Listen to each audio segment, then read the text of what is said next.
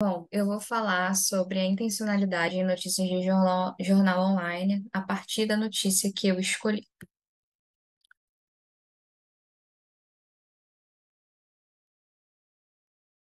Bem, primeiramente, para iniciar, eu gostaria de falar um pouquinho sobre a noção de textualidade, né? A noção de textualidade, ela deveria ser revisitada levando em conta as novas formas de texto vinculado nas mídias digitais. Porque, por exemplo, Bogrand e Dressler, eles conceberam a textualidade como um conjunto de características que podemos atribuir a um texto. Coesão, coerência, intencionalidade, aceitabilidade, situacionalidade, informatividade e intertextualidade. Ou seja, a textualidade para Bogrand e Dressler seria regras de boa formação textual. No entanto, esse conceito, né, vem sendo revisitado, levando em conta que por exemplo, já em 97, Bogrand coloca a textualidade como um evento no qual convergem ações linguísticas, cognitivas e sociais, né? Ou seja, com o passar do tempo, a textualidade ela foi ultrapassando o nível linguístico, mostrando que a textualidade também depende da situação comunicativa em que se dá a interação. Marcucci e Koch, por exemplo, né, levando em conta como exemplo dois linguistas brasileiros, né, colocaram, né, que pode haver muitos interlocutores em funções de contextos diversos na produção de um texto, e isso influencia na questão e na interpretação do que é textualidade. Assim, a noção de textualidade, ela deve ter levado em conta pela extensão da compreensão do que seria textualidade. Pois, por exemplo, com o aumento do hipertexto, a quebra da linearidade sintática no nível da leitura, né? E por essa questão, a expansão da escrita eletrônica passou a fazer parte cada vez mais da agenda da linguística de texto. E o hipertexto, né, a qual me referi, ocorre através de informações escritas organizadas de tal modo que dá ao leitor a possibilidade de escolher caminhos partindo de sequências associativas de acordo com o seu interesse, em lugar de seguir um encadeamento linear único, né? Então, no que se refere ao hipertexto, o leitor também passa a ser autor do texto que lê. Por isso que Rojo coloca leitor-autor e escrileitor. Então, a textualidade nos discursos digitais é construída pelo escrileitor que combina de forma dinâmica e simultânea tanto o ato de escrita quanto de leitura. Então, é necessário que a textualidade tenha sua conceituação atualizada, embora o conjunto de características do que confere um conceito de textualidade sejam as mesmas vinculadas desde 1931 por Bogrand e Dressler, levando em conta as novas formas de elaboração textual. Ou seja, a questão não é o conceito e as características do que forma a textualidade, mas sim que é necessário fazer adaptações, né? É necessário haver uma expansão do conceito de textualidade para abarcar os novos formatos de texto que hoje nós temos contato, né? Então, levando em conta que é necessário revisitar o conceito de textualidade, é necessário também revisitar o conceito de intencionalidade, né? Que seria uma das 7 características que daria ao texto o conceito de como um texto bem formado, né? Bem estruturado, do ponto de vista textual. Então, considerando ainda Bogrand e Dressler, a intencionalidade ela é relacionada ao produtor do texto e também relacionada à atitude do receptor de recuperar as metas do produtor. Sob essa ótica, um conjunto de sequências coesas e coerentes seria uma consequência dessas interações. A intencionalidade estaria relacionada à aceitabilidade, né? No entanto, por ser algo muito pragmático, a intencionalidade, muito construída a partir do plano de texto, esse conceito foi muito revisitado com o passar dos anos, né, a partir das mais diferentes linhas teóricas.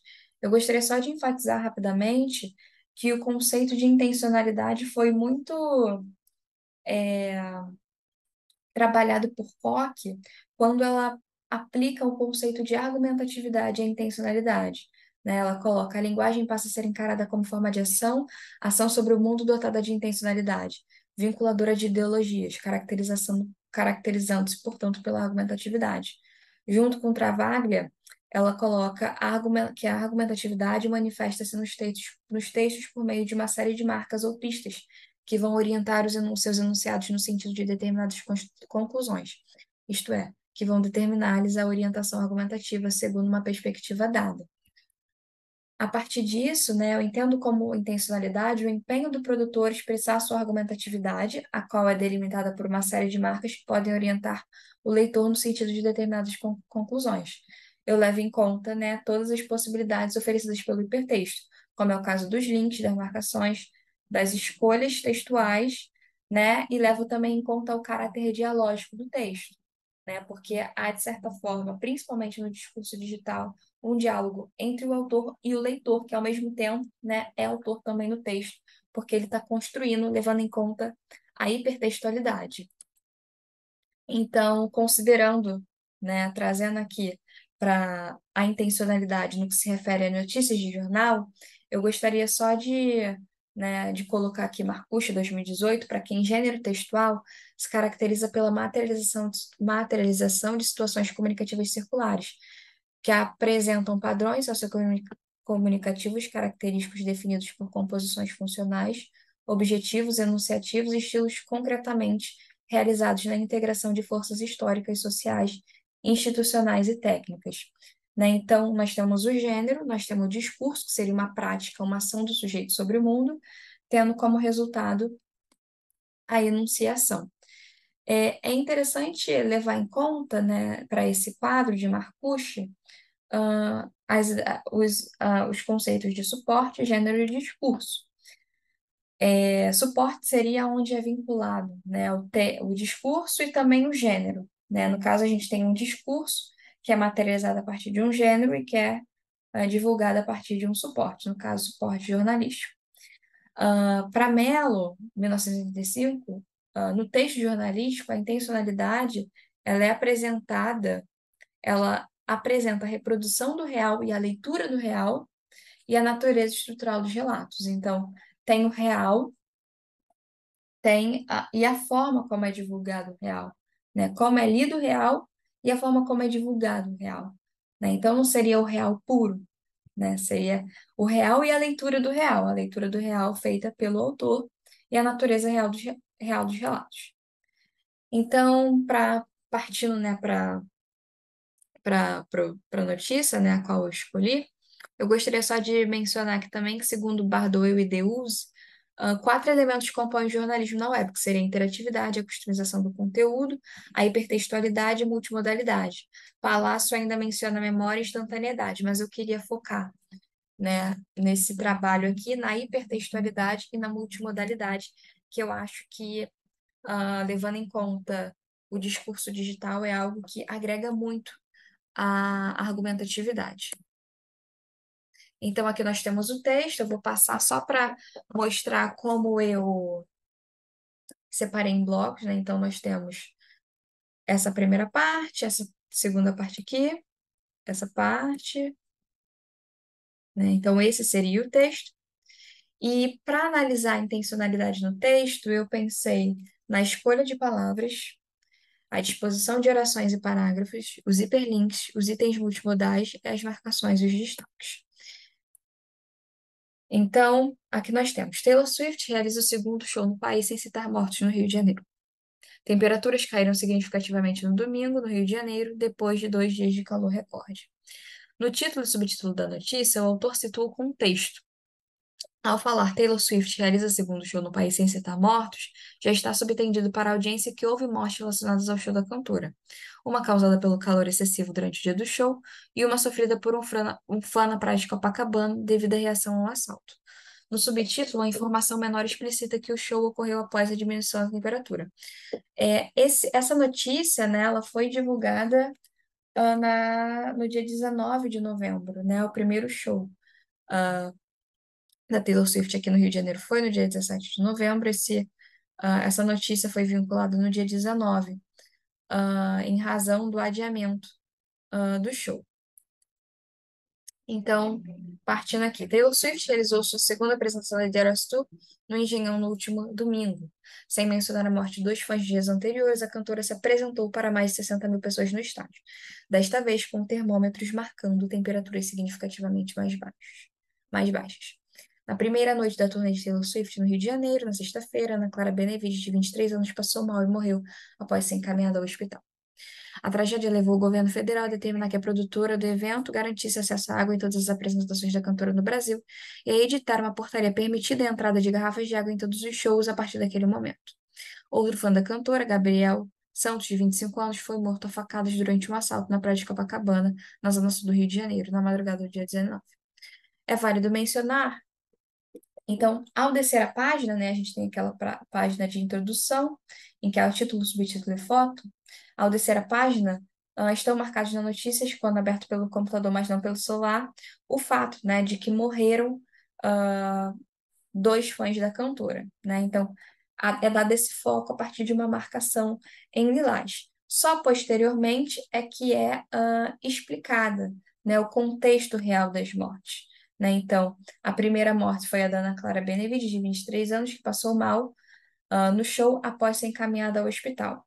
E o outro fã foi o Gabriel, que morreu, foi morto a facadas ah, foi morto a facadas durante um assalto na praia de Copacabana, na zona sul do Rio de Janeiro, na madrugada do dia 15.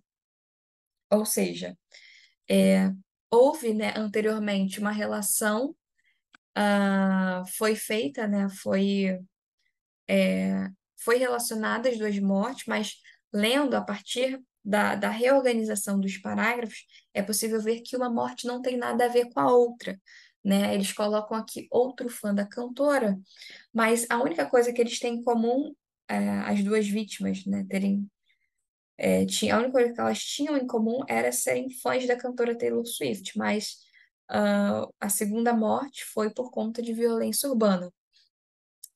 Então, nos últimos três parágrafos dessa imagem, o autor do texto contextualiza as mortes ocorridas. Assim, apenas após o início da notícia é possível encontrar a causa das mortes. Pode-se concluir dessa forma que nessa parte do texto o foco era relacionar as mortes do show da Taylor Swift devido à organização do discurso. Porque, de fato, eles estão relacionando as duas fotos da Taylor Swift, mas não tem nada a ver uma morte com a outra, né? Então, eu fiz essas marcações aqui, por conta por- pela forma com que se deu a organização do discurso, né? Então, o texto por si só, ele já marca em lilás que houve morte, mas só depois há um destrinchamento do que de fato aconteceu. E o que chama bastante atenção aqui é o outro fã da cantora, né? Tentando relacionar as duas mortes. Né? Seguindo, é possível ver também, né, que Taylor Swift tem um hiperlink ali, né? Então, nesse momento, era possível, né, que o leitor da notícia tivesse contato com outras informações sobre a cantora. No momento em que eu printei essa notícia, só tinha notícias ruins, por conta, né, das situações que aconteceram, né, que estão apresentadas na notícia. Então, seguindo, né, falando ainda sobre outro fã da cantora, a notícia divulga, né, que ele e os amigos iriam aproveitar as atrações turísticas do Rio de Janeiro enquanto aguardavam pela data do show. O grupo iria à apresentação no domingo. O que chama atenção não é essa linha, né, esse parágrafo curto, mas sim o que vem depois, né, porque nós temos três hiperlinks aí acompanhados de fotos, que poderiam, né, direcionar o leitor da notícia para outras notícias, né, que estão relacionadas à cantora Taylor Swift. Então, após ao término do texto, o leitor tem a opção de ir para textos relacionados ah, às fatalidades, né, envolvidas ali com fãs da Taylor Swift. Após essa parte, né, de introdução das tragédias e tudo mais, vem uma parte falando sobre o adiamento e novas regras. Então, após a exposição e explicação das mortes e deslinks envolvendo o texto, uma nova parte do texto é apresentada. Na primeiro parágrafo desta parte do texto, apenas 2 horas antes de ela subir ao palco, é enfatizado pela sequência, o que irritou os fãs que já haviam feito o trajeto até o estádio, alguns vindo de diferentes cidades até outros países. Ou seja, mesmo o título dessa parte sendo adiamentos e novas regras, ainda assim fala-se um pouco, né, sobre o transtorno, né, sobre algo não muito bom vinculado ao show, né? Tanto que tem até uma citação aí de uma de uma fã, né? E aí, após essa nova contextualização, vem uma informação que seria relevante, no caso, para as pessoas que foram prejudicadas pelo adiamento, né? Então, a partir de neste domingo, até o parágrafo iniciado por novos pontos, o autor apresenta as medidas tomadas pela empresa responsável pelos shows da Taylor Swift no Brasil. Há um hiperlink que encaminha o leitor para a página de regras de reembolso. No quarto parágrafo, o autor do texto justifica de forma breve a decisão do adiamento do show por parte da empresa, enquanto no primeiro parágrafo enfatiza o adiamento do show pela cantora. No último parágrafo, o autor apresenta as medidas tomadas após o adiamento do show em razão do calor. Ou seja, é, essa nova parte, né, do texto, ela é, ela é iniciada de uma forma e ela termina de outra forma, né, falando sobre as regras de reembolso. E aí segue, né, falando novamente sobre as medidas, né? Então, no final também colocam cerca de 200 mil colaboradores extras irão somar 1.230 profissionais que estão trabalhando no evento desde o início, entre seguranças, brigadistas, orientadores de público e outros. Além disso, a estrutura de atendimento médico foi avançada, totalizando 8 postos médicos disponíveis, 8 ambulâncias e 8 UTIs móveis. Né? Então, ao final do texto, né, ele sumariza, né, ele resume o que foi feito com relação, né, às medidas tomadas por conta do calor, por conta da morte da menina que faleceu em decorrência do calor que estava no dia e tudo mais. Mas logo ao final vem essa imagem aqui, grande desse tamanho, fã de Taylor Swift é morto em assalto na região. Então, ao final da notícia, o leitor tem a possibilidade de assistir o vídeo cujo título é Fã de Taylor Swift é morto em assalto na RJ, o que relaciona o fim do hipertexto com a contextualização da notícia. Então, nós temos aí algumas considerações a fazer. Então, é possível ver, né, a argumentatividade a partir da escolha de palavras, organização de orações e parágrafos, hiperlink vídeos, fotos e marcações e destaques. Porque, ao meu ver, o objetivo do texto era falar sobre, levando em conta a organização, o objetivo do texto era falar sobre o adiamento e as medidas tomadas, né, em razão do adiamento, né? Mas há uma construção textual, né, que, de certa forma, tenta sempre relacionar as tragédias, né? Então, há um cuidado pela escolha de palavras, né? Por exemplo, o uso de palavras na notícia responsabiliza Taylor Swift pelos acontecimentos que envolviam sua turnê. Os verbos anunciou, realizou, sem mencionar, focalizam as atitudes da cantora em relação aos fatos acontecidos. Organização de orações e parágrafos. A disposição das orações e dos parágrafos no texto transmitem uma forte ideia de que as mortes ocorridas tinham relação uma com a outra, essa relação atribuída antes dos fatos serem explicitados. O foco da notícia era falar sobre o adiamento dos shows e da política de reembolso, ainda que o título do texto seja Taylor Swift realiza segundo show no país sem citar mortos. Hiperlinks e vídeos. Os hiperlinks direcionam o leitor do hipertexto para outras abas. O hiperlink Taylor Swift no início do texto possibilita ao leitor do texto ver outras notícias sobre a cantora. Já o hiperlink divulgou as regras de reembolso, leva o leitor para a aba sobre a devolução do dinheiro após o adiamento do show e o próprio adiamento. Ou seja, as possibilidades de hiperlinks sugerem ao leitor diversas formas de compreender o texto, né? Então, porque há várias possibilidades. A pessoa que está na notícia pode tanto se aprofundar nas informações sobre as tragédias, quanto ir para as informações sobre adiamento, né? Mas, ao mesmo tempo, há muito mais links, hiperlinks e vídeos, né, que direcionam para a tragédia. Fotos. As fotos chamam a atenção nas notícias relacionadas, porque se a gente parar para perceber, né, aqui não há só links, há fotos com links, né, que chamam a atenção. Né? Um link chama a atenção, um hiperlink chama a atenção. Uma foto com um link chama mais atenção ainda. Marcações e destaques. As marcações do texto são autoexplicativas e tinham por objetivo falar que a cantora não mencionou os seus fãs que morreram, pois essa era a expectativa de grande parte das pessoas da internet, saber se a cantora falaria publicamente sobre as fatalidades envolvendo seus fãs. Quanto aos hiperlinks, com fotos, esses costumam chamar mais atenção que os hiperlinks em que há apenas palavras. Chama atenção após a finalização do texto, o vídeo fã de Taylor Swift é morto em assalto no Rio de Janeiro, voltando a atenção para as mortes e não para o adiamento do show e as políticas de reembolso. É interessante pensar nesse movimento, porque a introdução a introdução fala sobre as mortes, política de reembolso e adiamento, novamente volta a falar sobre as mortes. Então, aqui temos mais considerações, levando em conta contribuições né, da análise do discurso.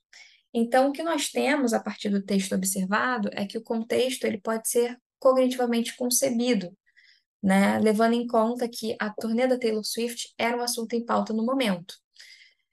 Então, o autor busca envolver os leitores com base na ativação de conhecimentos e experiências, tendo em vista que é o modelo mental do leitor que orienta a escrita e a leitura.